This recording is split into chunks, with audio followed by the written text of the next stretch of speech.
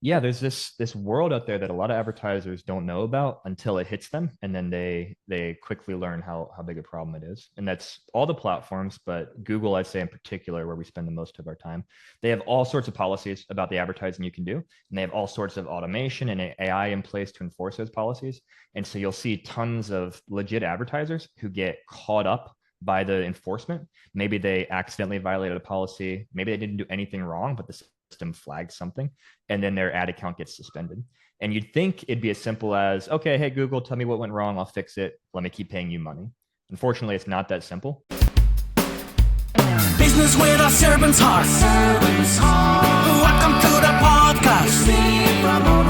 Business with a servant's heart. Listen to the podcast. We're all about to talk on life. Our guest will share his life story. We want you to success in life. We're ready and we will start shortly. We're gonna talk on life. We're gonna talk on business. You're gonna shine bright. We are gonna witness. Shout out to my sponsors, A Mind for All Seasons. Your brain is your greatest competitive edge, so why not optimize it? Just text optimize to 72000, 72000 for instant access to 6 quick videos that help you think faster, remember more, and stay focused longer. A big thanks to Epic App, the 4-step storytelling system I use every day to connect and to convert. Try it free. Email me at stever1961@gmail.com. That's stevr1961@gmail.com, and I'll get you the free app. Doing Business with a Servant's Heart was just named top 6 in small business marketing. Thank you, everybody, for listening and watching. Welcome, everyone, to Doing Business with a Servant's Heart podcast. I'm your host, Steve Ramona. Some of you know that. Some of you are new. Welcome. I'm excited to have you here. I always start with a little gratitude to start the show. And today's gratitude is you have the power to turn any situation around. And boy, this is apropos for my guest. I've only spent 5-10 minutes with him, and I'm loving this guy. His attitude, his care, his servant. And this is why you should meet people. Because you never know when you meet people what could happen. Maybe it's nothing. That's okay. But maybe it could be something big. So with that being said, I'm going to get off my pedestal. Let's welcome our guest. John, welcome to the show. Hey, Steve. Thank you so much for having me. Well, that gratitude kind of fits this pretty cool because turn your situation around. In marketing and SEO is what you do, and amongst other things. Tell us how paid ads can really turn the situation around. Yeah, a way I often describe paid ads to our clients, to businesses when we're talking about it with them, is that this is fuel for a fire. So a lot of businesses, they look at paid ads as a magic bullet that's going to fix all of their problems. And usually what we say is, if you have problems, if you don't have the right sales process, if you don't have the right product market fit, as examples, got to fix those things. And then advertising is where you pour fuel in that fire. You get more exposure, more people, more leads into your processes that are finely tuned to turn that into dollars. And so we love to work with businesses who are really, focused on running a good business. And then we get to stoke that fire and just get them more to work with. That's powerful because the other side of the fence is the myths of paid ads. Talk about those. And I've told you some before the show, and I'm sure you've heard many of them. Yeah, we're talking about that a little bit. So, one very often one is, I spent money on X, Google Ads, Facebook, whatever, and it didn't work. And often it may be true it did not work, but a lot of people will discount a platform because they didn't approach it the right way to begin with. It was never set up for success, and they're just throwing their money at the wall to see what sticks. And surprise, surprise, none of it sticks. So that's a very common myth. And then I would say another common myth is that if you're going to run advertising, if you're going to work with an agency, which I'm biased, I run an agency, but that agencies are no good, basically. That agencies are all about their own profit. They don't care about their clients. And that's because a lot of agencies do take that approach. And a lot of people have a bad experience with an agency, and then they will extrapolate that to all agencies. Transparency. See, that's why I love you. I could tell you're very transparent and, servant heart, because there's bad doctors, bad chiropractors, bad mechanics. We've all run into that where we've gotten screwed, excuse my language, but it didn't work out. What are some of those things from an agency standpoint? Because there's tons of them out there. Mm-hmm. What should they look for, even with your company, to make sure it's a fit? Yeah. So when you're talking to an agency, so first of all, even before you talk to them, you should be looking them up and seeing what their reputation looks like online, because you can learn a lot from what people are saying about a company, or if no one is saying anything, that tells you a lot as well. So always do that due diligence for sure. But then when you're working, when you're speaking with the salespeople or whoever you're talking about at the agency, it's a really good sign when they are asking you a lot of questions about how your business operates, about what numbers you need to hit, things like that, as opposed to just saying, oh, we're great, we're going to get you the best click-through rate or whatever. Like, sure, those are good things, but the really good relationships between agencies or businesses, or where there's a deep integration and understanding of things, and where the agency is able to tailor what they're doing to really hone in on your business model, what sets you apart from the competitors, and the numbers you need to hit in order to be profitable. Yeah. I've had people tell me, oh, I could do this on my own. Mm. And I love your humbleness, because you are an agency. Of course, you want them to work with you. And if you bring value, of course. Can this really be done by themselves, but by a company or an entrepreneur? In theory, yes. So all the platforms, they create things so it's as DIY as possible in theory. So I could easily go create a Google Ads account right now, start running ads, and Google's going to say, "Oh, do this, do this, do this." And it's really easy to spend money on digital advertising. It's really hard to spend it profitably. And so that's where the magic is made. And so yes, you can run your own campaigns, but are you going to have anywhere close to the likelihood of success as if you work with someone who does it all day, every day, who knows all the pitfalls to avoid, who knows how to set up tracking on your website so you know what's working, what's not, etc. You're very unlikely to have the same types of results, and so that's where we like to see expertise come into the picture. You're a much younger guy than me, but the old phrase I used to hear all the time: get the biggest bang for your buck. Yes. Maybe it's still talked about down here, and that's Mm-hmm. what you're saying. You spend 10,000. We'll talk about ROI in a second. You want to make sure you get value from that, and you're not always going to hit. That's the thing. That's another myth I've heard, and you're shaking your head up and down. Is we're going to put something out there, but a lot of times it's testing, right? Mm-hmm. It's not like, hey, this $5,000 ad, it's going to bring you $1 million, and we just don't know. We kind of have to, especially at the beginning, right? Yeah, patience is key. And yeah, and that one of those big myths is we're just going to start running ads and immediately it's going to start printing money. And that's almost never how it works. There's an exception to every rule, but generally speaking, with advertising, it's very data oriented. And so you've got to spend money to collect data to see how people are engaging with your ad, engaging with your website, your offer, etc. And then we optimize and we iterate based upon that. And so month one is not going to be as profitable as month two, as month three, etc. And over time, it should continue improving as you learn from that data and factor that into also a lot of the automation that now plays a very significant role in how the advertising platforms work and manage your campaigns. So it sounds like what I'm hearing, that the rails are your budget. If my budget's 100,000, hey, Steve, 50, and you tell me 50,000 is going to be testing, and 50,000 we're going to nail it, and it's going to take off and runaway train. Is that kind of how it works? Excuse me. Yeah, you definitely approach it as, okay, so here's kind of our runway. How long do we think we need to be patient in order to make sure that we're seeing the results that we need to see? And yeah, the money that you spend initially is just not going to be as effective, most likely, as what we spend down the road. But at the same time, we don't want to just waste money, obviously. And so it's always a conversation with, okay, how much money do we need to spend here in order to see if this is working or not? And also, let's make sure we're not overspending and just wasting money that could otherwise be saved. And so there's an important balance to find there. Yeah, and that's you. And your servant heart is, what's your budget? You're not going to say, hey, I'm not going to go John and go, hey, I got 10,000 on a budget. You go, no, Steve. If you don't do 50K, you're not going to be successful. So you work around the parameters of the company. Exactly. And again, transparency, like you said, is super important. There's plenty of times where we'll say, you know what, you're not ready for advertising yet, or at least not ready to work with us. Like if you have X budget, it's better for you to just keep that money and do something else rather than get into the game, because you're just not going to be able to collect enough data to really know whether this is good for you or not. And then we'll have other situations where clients are like, I want to scale, I want to spend way more money, etc. And we have to say, we can't do that at the current rate of profitability because there's only so much out here. And so we can scale for you, but here's how the numbers are going to change, because we're going to have to get more aggressive, go after people who are not quite as relevant to you, conversion rates will decrease, etc.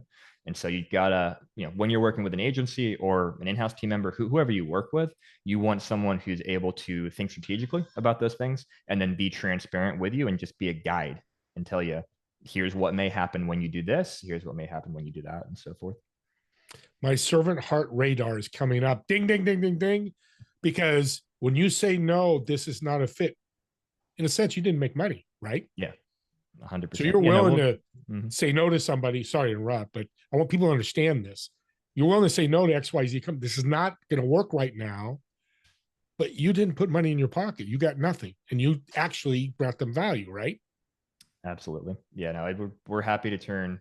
I mean, it's never fun to turn money away, but it's much better to turn money away if we don't think that we can do a good job for the client for whatever reason, or they're not ready for it for whatever reason. And so I'd much rather say, yeah, maybe come back later or go over here. This is a better fit for you than take some short-term cash and have a bad experience, not be confident in what we're doing for them, have them, not be happy with the relationship. And it's not worth the short-term game. And you're very humble, John. I'm loving what you're talking about, because you said I'm happy to. I don't know, you're going to say happy to give the money back if it's not a fit, because it does not help your company, does it? To go, hey, Steve, we'll take it, and if it works, great. And then I'm pissed off, and I tell people it's just not a great brand for your business. The other question that comes to my mind when people ask me, I don't know why they ask me, maybe because I have a podcast, is ad suspensions. It's like, oh my God, I'm so excited, and they get suspended. How can they avoid them? And what's some of the tips on that? Yeah, there's this world out there that a lot of advertisers don't know about until it hits them, and then they quickly learn how big a problem it is. And that's all the platforms, but Google, I'd say in particular, where we spend the most of our time. They have all sorts of policies about the advertising you can do, and they have all sorts of automation and AI in place to enforce those policies. And so you'll see tons of legit advertisers who get caught up by the enforcement. Maybe they accidentally violated a policy, maybe they didn't do anything wrong, but the system flagged something, and then their ad account gets suspended. And you'd think it'd be as simple as, okay, hey, Google, tell me what went wrong. I'll fix it. Let me keep paying you money. Unfortunately, it's not that simple. It's kind of once you're proven guilty in Google's mind, you have to go to court almost to prove that you're innocent and that you should be allowed to spend money with them again. And so we have a whole team here at StubGroup. We spend a ton of time working with advertisers who are in a really bad place because they can't get the business from Google they need, and Google is often the biggest channel that drives business for their businesses. And so we have to figure out how to work through Google's processes to get them back online. I'm going to promote you right now, audience. If you have a suspension on Google, we're going to get his contact. Hire him. I'm just going to tell you, hire him, because if that's a big part of your marketing and it's gone, yeah, you can pivot. Your agency will help me pivot, but if you can bring it back, that's huge. Audience, huge. Okay, here's the elephant in the room: AI. Mm-hmm. How is AI affecting SEO and paid ads, and good and bad? A couple different ways. So first of all, you've got on the actual search side of things. So what impacts a consumer if I'm going and looking for information? And the biggest way it's impacted people, because obviously Google is still the top search engine. You now have AI overviews at the beginning of most searches. So if I go to search for something, Google's trying to answer my question with an AI overview. And they're also pushing people more and more into AI mode, which is basically ChatGPT, but within the Google kind of interface. And so you see more and more people searching for information, finding solutions through LLMs like ChatGPT, through Gemini, as well as through AI overviews and through AI mode on Google. And that is impacting the winners and losers in terms of who is coming up as the solutions for what people are searching for. Mm-hmm. And so now there's this whole new world of not just optimizing for Google search results, but also optimizing for how do we become the solution that comes up in ChatGPT and Gemini, et cetera, when people are doing these searches. And so that's really important on the consumer side of thing. And that's changing how people find information. And then on even the kind of the advertising and content creation side of things, it's obviously very easy now to create content. And so it's a question of quality versus quantity. You've got people pumping out tons of AI generated content. You've got, consumers getting more and more savvy to whether or not that content is actually valid or just, a chat GPT prompt. And so you have this kind of wild, wild west right now of content as people figure out how much human involvement versus AI involvement should be a part of the content creation side of things. And then how are the LLMs like ChatGPT actually finding and surfacing those results to people who are searching? And that brings a great question in my mind. There's a commercial during Christmas, the Coca-Cola commercial, which says created by whatever AI company. Do you see marketing as that in the future where you're going to have to put that there or your ad won't go or your post won't go because you haven't shown that it's AI? My my guess, my prediction right Yeah. now is that it won't be required to have AI disclaimers in the future because I think it's going to be so much is going to be AI generated that we may get to the point where it's more like, oh, this was human generated, and people are actually putting that on there as a selling point. Because I do think that there will be a reaction. There already is a reaction to AI where people say, no, I want human art, I want human things. And I think that'll become a differentiator in the future, and it'll kind of flip from where we are right now. That blows me away. We're changing the whole vernacular of technology. Well, people are going to actually put created by human, created by AI, created by open AI, created by, where it gets really niched down. Boy, Yeah. this technology stuff, I love it, but I hate it. I'm sure you do. Every day is a new day right now. Yeah. Yeah. What a fun thing you have. So the other part of ads that I've heard is scale. My friends like, oh my God, I picked up $10,000 clients. I'm paying 5,000 a month. That's 50,000. Well, I'm going to spend 100,000 now because I'm going to get a million. I'm giving rare, crazy numbers, but what should we avoid as business owners for that scaling of ads? Yeah. So when you look to scale, there's a couple of important things I think to keep in mind. First of all, is generally speaking, you're not going to see the same efficiency with a lower budget or with a higher budget, I should say, as with a lower budget, because with your budget, you want to start, like you said, with the biggest bang for your buck, the lowest hanging fruit. So you go after people who are most likely to convert. They're literally typing into Google. They want exactly what you have. And there's only so many of those people. And so as you scale, naturally, you have to go after broader searches. You have to start, pushing ads to people in platforms like Facebook. And it's just not going to be as efficient of ad spend because they're not the same people or in the same place as those people at the bottom of your funnel. So you have to be aware of that. And then B, you have to be aware of those differences in the audience so that you can create different ad copy, different offers that speak to them.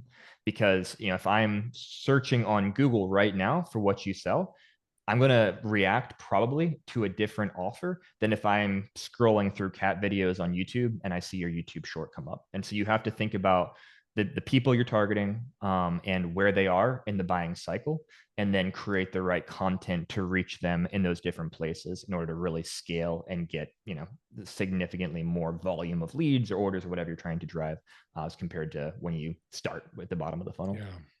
This keeps going back to hire the expert because this is complex. What you just told me, I didn't realize.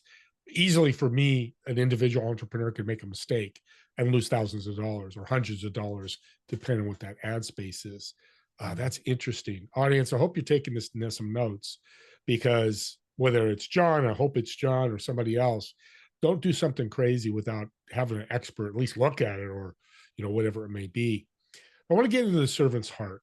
Again, everybody, Google ads and ads, there's a ton of people. I can tell that a servant heart is part of your culture. How did you bring that into your group, your StubGroup company?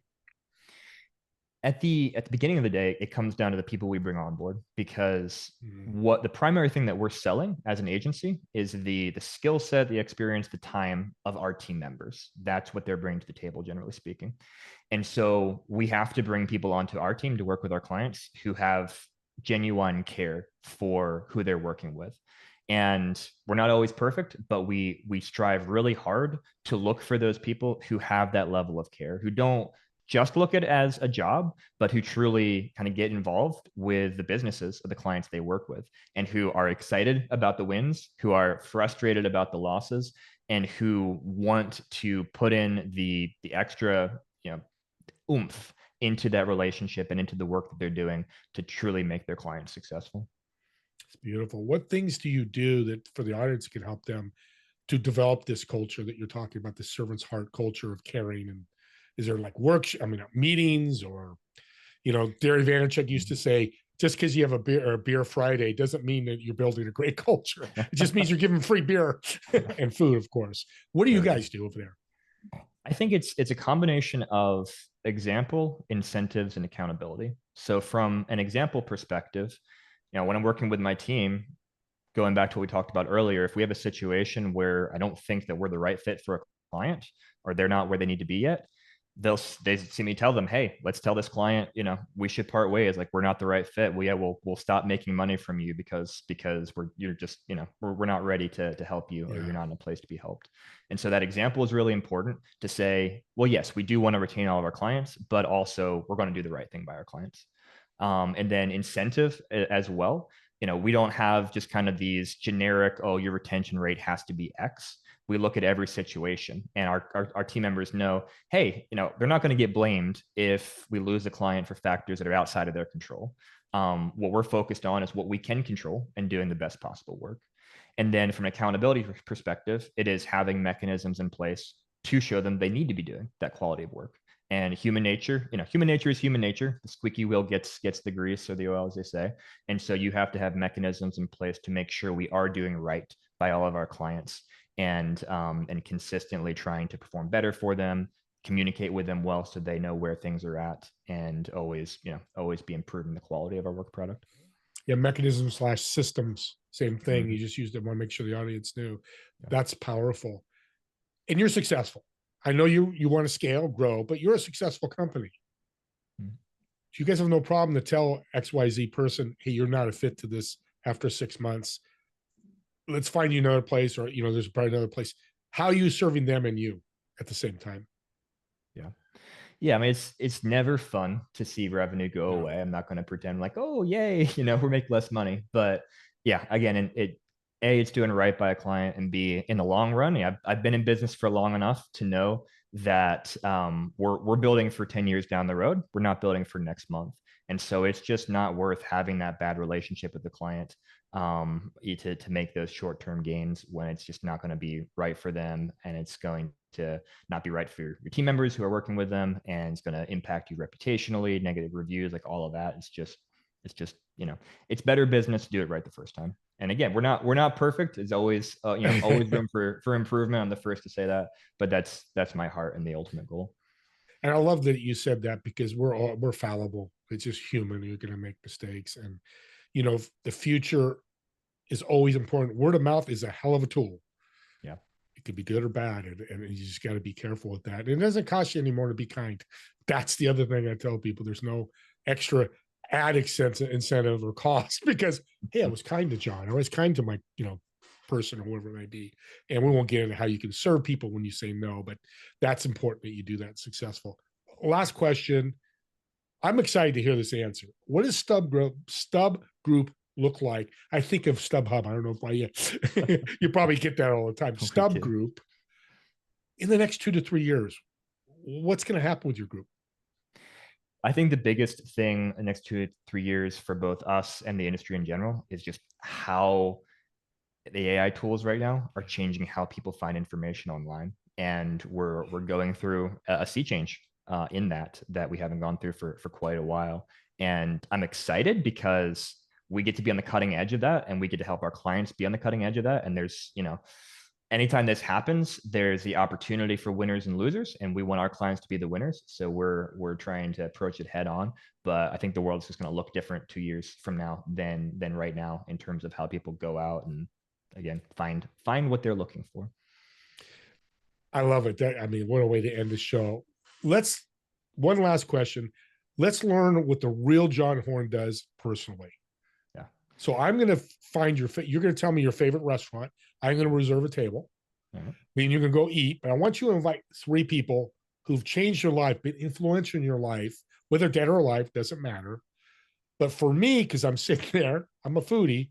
What food are we ordering that you're ordering for the table? All right, so we're going to a Brazilian steakhouse, like say Texas Day, Brazil, where they bring the meat out to you on skewers as much as you can eat. That's definitely my favorite restaurant experience. And who are we inviting? I'm bringing my wife because she's awesome. I love her. I love to spend time with her. So bringing my wife, and then I'm bringing. Let's see here. I'll cheat a little bit. I'm bringing my parents 2 for 1 because they probably had the greatest impact on me in general, and they are fantastic people. I live about an hour from them, so I get to see them fairly frequently, which is awesome. That's And awesome. then lastly, I'm going to again cheat again. Bring my the owners of StubGroup, who I've worked with for over a decade at this point, and they've, from a business perspective, had incredible incredible impact on my life, teaching me so much by example and by direction. And I think that's the group that I'm gonna eat steak with. Yeah, and Fogo de Chow's out here where I'm in San Jose. Yes. Oh, Oh I my love God, it. So good. you got me at meat, so we're good to go.